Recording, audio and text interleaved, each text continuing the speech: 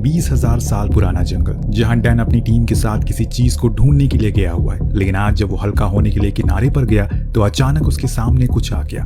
फिर उसे वापस लौटने में देर हो गई। टीम में हलचल बढ़ गई कि आखिर वो कहाँ चला गया, अब तक वो लौटा क्यों नहीं। एली ने खुद की ये जिम्मेदारी उठाई और उसे ढूंढने के लिए निकल पड़ी। जंगल में गुम ना हो जाए इसीलिए उसने खुद को एक रस्सी से बांध लिया और उस रस्सी को एक पेड़ से, जिसके सहारे से वो आगे बढ़ने लग गई। लेकिन कुछ ही समय के भीतर वो रस्सी टूट जाती है या फिर काट दी गई। इतने में उसे अचानक खुद के सामने अपना दोस्त खड़ा मिला। ये डैन था जिसे आधा शरीर किसी ने छीन लिया था, लेकिन वो इतना नशे में था कि उसे दर्द का एहसास ही नहीं हो रहा था। पर एली उसे इस हालत में देखकर हैरान थी कि आखिर ये किसने किया। डैन ने उसे कुछ सवाल जवाब भी करे, वो भी बिना बोले बस चलता ही रहा एक दिशा में। लेकिन वो बिना बोले चलता रहा एक ही दिशा की तरफ। तभी अचानक वहां पर वो आ गया जिसकी इन्हें कहीं और से कोई उम्मीद नहीं थी। ये एक परछाई थी जो इतनी बड़ी थी कि उसका अनुमान लगा पाना असंभव लग रहा था। एली तो फौरन पीछे भाग गई और एक पेड़ के पीछे छुप गई जो उसके करीब आते जा रहा है। लेकिन एली तो उसके दोस्त को बुलाने लग गई, इसीलिए वो साया वहां से गायब हो गया। उसके जाने के बाद एली फौरन भागकर अपने दोस्त के पास गई, उसे सब कुछ बताया जो सुन वो भी हैरान था।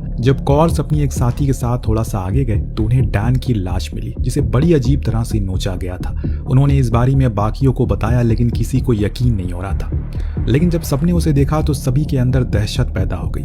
कॉर्स बोला कि हमें यहीं से वापस लौट जाना चाहिए, साथ में डैन की लाश को भी लेकर चलना चाहिए। पर जूनियर जो इनका लीडर था वो कहता है कि डैन की लाश उसके पिता से ज्यादा जरूरी नहीं है, उसके पिता से ज्यादा जरूरी नहीं है। पहले उन सभी को उन्हें ढूंढना है, उसके बाद ही आगे कुछ और होगा। उसके इस रवैये से पूरी टीम नाखुश थी, इसीलिए अब उसे बगावत की बू आने लगती है। जाकर उसने अपना मन बदला और कहा कि ठीक है, हम वापस आते समय डैन की लाश को अपने साथ लेकर जाएंगे और सही से उसे अच्छी जगह पर दफना देंगे। सब आगे बढ़ने लग गए। इसी दौरान पार्कर सबसे पीछे रह गई और अपनी टीम से बिछड़ गई। जब एली ने इस बात को नोटिस किया वो फौरन सभी से कहती है कि हमें अलग अलग हो जाना चाहिए ताकि हम उसे जल्दी से ढूंढ सकें। लेकिन जूनियर ऐसा करने से मना करता है क्योंकि वो डैन जैसा हाल किसी और का नहीं चाहता। उसने कहा सभी को साथ में रहना होगा, जो चले गए सो चले गए, पर कॉर्स ऐसा नहीं चाहता। उसके लिए पार्कर उसकी बेटी जैसी है जिसने उसे जंग में खो दिया था, इसीलिए वो सभी से कहता है कि तुम लोग अब आगे जाओ, मैं उसे ढूंढ कर ले आता हूँ। हालांकि एली उसे अकेले जाने से मना करती है, पर कॉर्स का मानना था कि उसके लिए जंगल एक मामूली चीज है और ऐसी जगहों पर कई दिन वो अकेले रहा है तो वो सभी उसके लिए बेफिक्र रहे। लेकिन आखिरी समय पर डॉक्टर लैम भी उसके साथ जाने को राजी हो गई। बाकी के लोग आगे बढ़ने लग गए पर गलत दिशा में, क्योंकि जूनियर की दिमाग में सनक थी, उसे किसी भी तरह करके अपने बाप को ढूंढना था। ऐसी एक जगह पर जब ये लोग पहुंचे, एली को किसी के पैरों के निशान देखे। ये किसी जानवर के नहीं थे क्योंकि जितना बड़ा निशान था उतना बड़ा कोई जानवर था ही नहीं। ये निशान थे येटी के। जी हाँ, वो यहाँ इसी जंगल में है और इसी चीज को जानकर एली दंग रह जाती है। पर ये पूरी कहानी है क्या? जूनियर, ये पिता यहाँ क्यों आए थे? अब वो जिन्हें लेकर आए थे वो कौन था? ये सब जानने के लिए चलते हैं 1947 के अलास्का में, जहां एक millionaire oil tycoon Sunday senior oil की तलाश में यहाँ इस जंगल में आया था। उसकी पूरी टीम भी जो इस काम में माहिर थी, पर यहाँ इन्हें ऑयल के साथ साथ एक और चीज मिल गई जिसे पाकर ये बेहद खुश थे। अब संडे सीनियर ने इसी कॉटेज के केज में किसी क्रिएचर को बंद करके रखा है, लेकिन वो भूल गया कि ये जंगल है और यहाँ ऐसे न जाने कितने हैं। इस टीम के साथ एक लड़की भी थी, पैडी, जो कि कुक की बेटी थी और वो सभी का अच्छे से ख्याल रखती है। उसी समय इन लोगों को बाहर से कुछ आवाजें आती है, जैसे मानो कोई गुर्रा रहा हो तेज तेज। किसी ने कहा कि शायद भालू होगा तो किसी ने कहा कि शायद कोई भेड़िया होगा, पर वहां क्या था असल में किसी को नहीं पता चल पाया। अब रात हो गई, ये सभी सोने के लिए चले गए, पर देर रात पैडी को दोबारा से कुछ आवाजें आई। इस बारी बाहर से नहीं बल्कि अंदर से। दरअसल इनकी टीम का एक साथी कॉटेज की टूटी हुई छत को ठीक करने में लगा है और उसी का ये शोर था।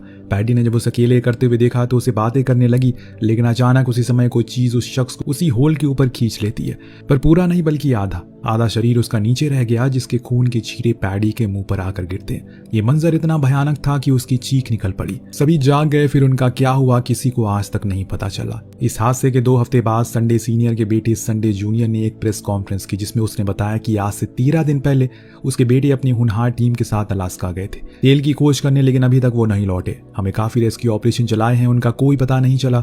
अब ये जिम्मेदारी मैं लेता हूँ। मैंने एक टीम बनाई है जिसमें एक डॉक्टर, एक एक्स आर्मी मैन, एक आर्कियोलॉजिस्ट है और एक नेविगेटर भी है। इन सभी लोगों के साथ हम उस जंगल में जाएंगे और उसे खोज कर निकालेंगे। जूनियर, ये प्रेस काफी मशहूर होती है और हर तरफ इसकी चर्चा थी क्योंकि ये कुछ नया और हैरत अंगेज था। इसके बाद ये लोग जंगल में जाते हैं, कुछ दिन इधर उधर शेल्टर लगाते हैं, लेकिन कहीं कोई सुराग नहीं मिलता। मगर फिर एक दिन चीजें बिगड़ने लगती है, जो अभी आपने देख ली थी। मगर आगे क्या हुआ? अली को हल्का हल्का अंदेशा होने लगता है कि कहीं ये वो तो नहीं है जिसके बारे में उसने कहानियों में सुना था। बर्फ भी लगातार गिर रही है, जिसका मतलब साफ है कि जल्दी तूफान आने वाला है। और इसके बाद ये जंगल पूरी तरह से बर्फ से ढक जाएगा। तभी अचानक इन लोगों के पार्कर की चीख सुनाई देती है, जो मानो मदद के लिए बुला रहा हो। हर कोई अलग अलग दिशाओं की तरफ देखने लगता है। उन्हें सिर्फ उसकी आवाजें सुनाई दे रही थी, वो कहीं दिखाई नहीं दे रहा था। लेकिन कॉर्स को वो दिख गया कि और इसीलिए वो उसके पीछे जाने लगा। उसके एक एक कदम उसे ऐसी चीज के करीब लेकर जा रहे थे जिसका आकार उसकी सोच से बड़ा था। जब वो थोड़ा और करीब गया तो उसने पार्कर की उसी दरभरी चीखों को सुना जिसे येटी नोच रहा था। अब कॉर्स ने बंदूक भी चलाई लेकिन कोई असर नहीं हुआ। और जब येटी को खुद लगा कि अब उसे चले जाना चाहिए तो वो चला गया। लेकिन उसके जाने के बाद जब कॉर्स पार्कर के पास पहुंचा तो उसकी हालत देखने लायक नहीं थी। पूरा शरीर को छिल दिया गया था उसके, जिसे उसे बचा पाना नामुमकिन था। इसीलिए कॉर्स ने उसे आसान मौत दी थी। उसका दम घोट कर ये करते समय कि उसकी आंखों में आंसू थे, क्योंकि उसकी बेटी जैसी थी वो। पर अब क्या करे, उसे ये करना ही पड़ा, वो मजबूर था। वहीं दूसरी तरफ इन तीनों को फाइनली वो कॉटेज मिल जाता है जहां पहले वो टीम आई थी। जूनियर तो बहुत ज्यादा खुश था, क्योंकि उसे ऐसा लग रहा है कि हो सकता है कि उसके पिता अंदर ही हो। ये लोग अंदर पहुंचे। एली ने जब वहां हर एक कोने को देखा तो वो समझ गई कि यहाँ भी वो आया था। कुछ जगहों पर इंसान के मांस के टुकड़े थे तो कुछ जगहों पर खून के धब्बे थे। लेकिन एक ऐसी चीज भी है जो उन्हें अभी देखना बाकी है। इतने में उसने किसी की आवाज सुनाई थी, जैसे कोई डर के मारे कर्रा रहा हो। ये डॉक्टर लैम थी जो यहाँ पर इनसे पहले आई थी। एली ने फौरन उसे उठाया। इतने में गेट तोड़कर कॉर्स अंदर आ गया, जिसके चेहरे पर गुस्सा था, एक डर भी, जो देख एली समझ गई। उसे पता चल गया कि उसने उसे देख लिया है और इसीलिए उसने उसे सिर्फ इतना पूछा, क्या उसने देखा उसे? कॉर्स बताना शुरू करता है। वो एक इंसान की तरह दिखता है। उसकी 2 टांगे थी, ढेर सारे शरीर पर फर थे, लेकिन उसकी शेप किसी गॉडजिला जैसी थी। बहुत विशाल था वो। उसके ये शब्द एली को और ज्यादा डरा रहे थे। जब उसने बताया कि वो पार्कर को किसी डॉल की तरह चीर फाड़ रहा था तो जूनियर उस पर गुस्सा हो गया। चिल्लाते हुए कहने लगा कि फिर तुमने क्या किया? तुम्हें मैंने अपनी सेफ्टी के लिए यहाँ रखा है ना? तुम उसे मार कर आ गए। कॉर्स के पास कोई जवाब नहीं था। वो बस इतना कहता है कि उसके बस की बात नहीं थी। न जाने वो चीज क्या थी। जूनियर फिर सबसे पूछता है कि आखिर वो चीज है क्या। डॉक्टर लैम बताती हैं कि उसे पार्कर के पैर में से एक डांट मिला है, जो आज का नहीं बल्कि तकरीबन 20,000 साल पहले पुराने एक प्री हिस्टोरिक एनिमल का है, जो यहाँ न जाने कब से रह रहा है। और सबसे बड़ी चीज, ये दांत उसके नहीं बल्कि उसके बच्चे का, यानी कि वो यहाँ एक नहीं बल्कि और उसके जैसे और भी है। एली के साथ जितनी भी लोग वहां खड़े थे ये सब जानकर दंग रह जाते हैं। अब उनके पीछे 20,000 साल पुराना एक मॉन्स्टर लग चुका है। जूनियर तो फौरन रेंजर को बुलाने की बात करता है। उसने तुरंत ही रेडियो से संदेश भेजने को कहा, लेकिन तभी अचानक से वहां एक तेज गुर्राहट सुनाई थी, जो सुन कॉर्स ने बोला कि अब शायद ऑर्डर के लिए बहुत देर हो गई है। उसका कुछ खो गया है जो अगर उसे नहीं मिला तो वो हम सबको मार देगा। इतने में वो आवाज तेज हो गई तो कॉर्स बंदूक लेकर खिड़की के पास खड़ा हो गया। लेकिन यहाँ उसी दौरान खिड़की के बाहर एक हाथ आया जो सीधा कॉर्स के पेट में घुस गया। वो हाथ उसकी अतड़ियों को बाहर कर देता है। एली फौरन उसे धक्का देकर बाहर निकाल देती है, उसे बचा लेती है, लेकिन वो दोबारा आया और उसे खींच कर ले गया। दूर जाते हुए एली के हाथ में सिर्फ कॉर्स की पेट की अतड़ियां थी, जो किसी पतंग के मांझे की तरह धीरे धीरे खिंचती जा रही थी और आखिर में वो खत्म हो गई। ये सीन इतना भयानक था, जितने भी वहां लोग थे सभी के पैर कांपने लगते हैं। इतनी दर्दनाक मौत भला कौन ही चाहेगा। सभी को समझ में आ गया कि डॉक्टर लैम सही कह रही थी। ये वही है जिसके बारे में उन्होंने अपनी किताब में पढ़ा था। बाद में इन्होंने उस खिड़की को बंद कर दिया, लेकिन सिर्फ खुद की संतुष्टि के लिए। इसका कोई मतलब नहीं बनता। कुछ देर बाद इन्हें वो लाश भी मिल गई जो शुरुआत में पैडी के सामने आकर गिरी थी। वही कटा हुआ आधा इंसान। टीम का एक साथी लगातार रेडियो को ठीक करने में लगा है, लेकिन मौसम खराब है, ऐसे में किसी से संपर्क कर पाना आसान नहीं है। उन्हें बार बार लगे टावर को ठीक करना होगा। तभी जाकर कुछ बात बनेगी। इस बीच उसी कॉटेज में डॉक्टर लैम को अपनी बहन की लाश मिलती है। जी हाँ, उसकी बहन पैडी थी और पिता कुक दोनों ही उसी टीम का हिस्सा थे। बहन तो मिल गई, लेकिन पिता का कुछ अता पता नहीं है। बाहर हेनरी और एली दोनों ही उस टावर को ठीक करने लगते हैं। हेनरी ने ऊपर चढ़ने से पहले साफ साफ कहा कि तुम्हें अगर वो दिखे तो सीधा भाग जाना, उसे लड़ने की कोशिश मत करना, उसे तुम जीत नहीं सकते। एली ने हाँ में सर हिलाया और फिर वो ऊपर चढ़ गया। कुछ समय के भीतर उसने उस सिग्नल टावर को ठीक कर दिया, जिससे नीचे एली ने जो रेडियो पकड़ा था उस पे एक गाना बजने लगा। उस गाने को सुनकर इतना ज्यादा मदहोश हो गई, उसे ऊपर से चीखते हुए हेनरी की आवाज सुनाई नहीं थी। दरअसल वो उसे दिख गया था, इसीलिए वो उसे जल्दी भागने को कहता है। खुद भी जल्दी जल्दी नीचे आने लगता है, लेकिन रस्सी फंस जाने की वजह से वो वहीं लटक गया। जब तक एली ने ऊपर देखा तब तक वो बहुत ज्यादा देर हो गई थी, क्योंकि अब वो आ चुका है और हेनरी उसे खुद के सामने खड़ा पाता है। उसके इस डरावने शरीर को देखकर वो जीते जी मर गया। बस बाकी की फॉर्मेलिटी येटी ने पूरी कर दी। अब उसने उसके कलेजे को बाहर निकाल लिया, फिर उसकी छाती के पैर रखकर उसे वहीं मार डाला। दूर खड़ी एली ये सब देख रही थी। अब तो उसके पास वापस कॉटेज भागने का कोई मौका भी नहीं है। वो थोड़ी दूरी पर है, इसीलिए वो खुद की जान बचाने के लिए दूसरी दिशा में भागने लगी, जहां उसे एक अनजान घर दिखा, जिसके अंदर कुछ नहीं था सिवाय एक केज के, जिसके अंदर बंद था संडे सीनियर। जी हाँ, वो अभी जिंदा है, पर यहाँ इस केज में कैसे?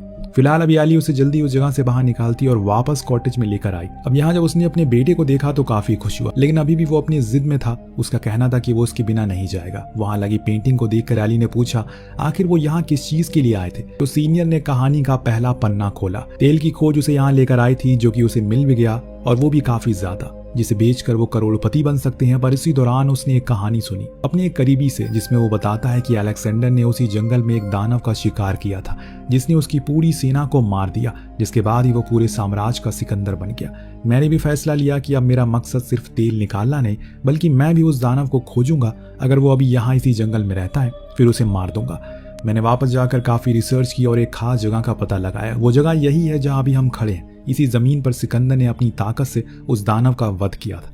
मैं अपनी टीम लेकर आया, जिसमें एक आर्कियोलॉजिस्ट हॉलस भी थे, जिसे ऐसी चीज की काफी जानकारी थी। उसने मेरे साथ काफी खोज की और उसी खोज में एक दिन हमें उस दानव की गुफा मिल गई। तो हमें पता चला कि वो एक नहीं बल्कि दो हैं। उन्होंने तीसरे को जन्म दिया है। हमने उसके बच्चे को उठाया था ताकि उसे अपने साथ शहर ले जा सके, परंतु एक दिन हॉलस ने मुझे धोखा दे दिया। उसने उस बच्चे को छोड़ दिया और उसके बदले में मुझे उस केज में धोखे से बंद कर दिया। तब से मैं उसी में बंद हूँ।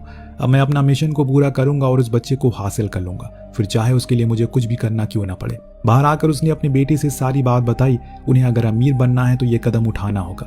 दरअसल एली और डॉक्टर लैम को चारे की तरह वो इस्तेमाल करना चाहता था, जिसके लिए उसने सबसे पहले एली को उसी केज में बंद कर दिया।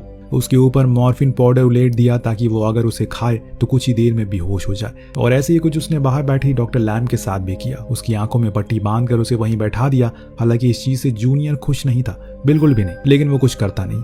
धीरे धीरे करके मौत की गुर्राहट करीब आने लगती है। माहौल काफी डरावना होने लगता है।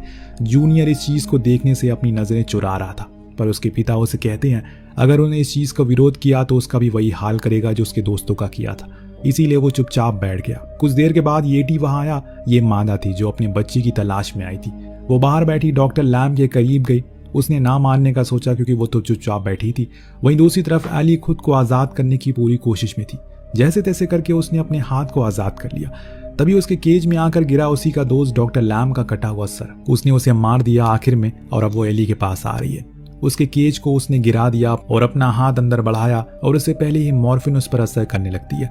वो वहीं बेहोश हो गया और इस चीज को देखकर सीनियर ने अपने बेटी से कहा कि वो जाकर उसके हाथ पांव बांध दे।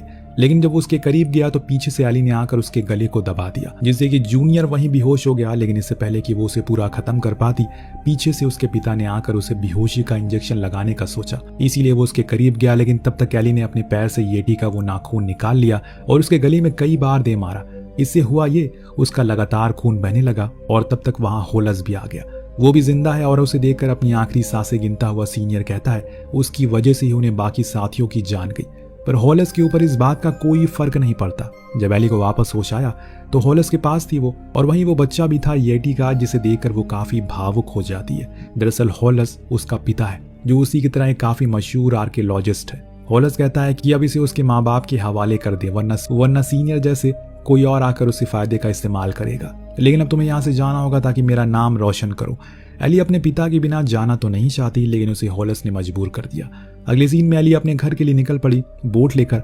हॉलस उस बच्चे को लेकर येटी को दे देता है, लेकिन हैरानी की बात ये थी वो उसे मारता नहीं बल्कि जाने देता है। एक और जूनियर जो अपने मरे हुए पिता के बगल में जाकर बैठ गया, बस यही सोचने लग गया कि जिस इंसान को वो ढूंढने के लिए यहाँ तक आया वो तो यहाँ से जाना ही नहीं चाहता था कभी भी। तो क्या उसने यहाँ कर अच्छा किया या फिर गलत? इसी सवाल के साथ ये कहानी यहीं पर समाप्त होती है। आपको कहानी कैसी लगी हमें कमेंट करके जरूर बताएगा। हम मिलते हैं अगले वीडियो में। Thank you so much watching. Piece.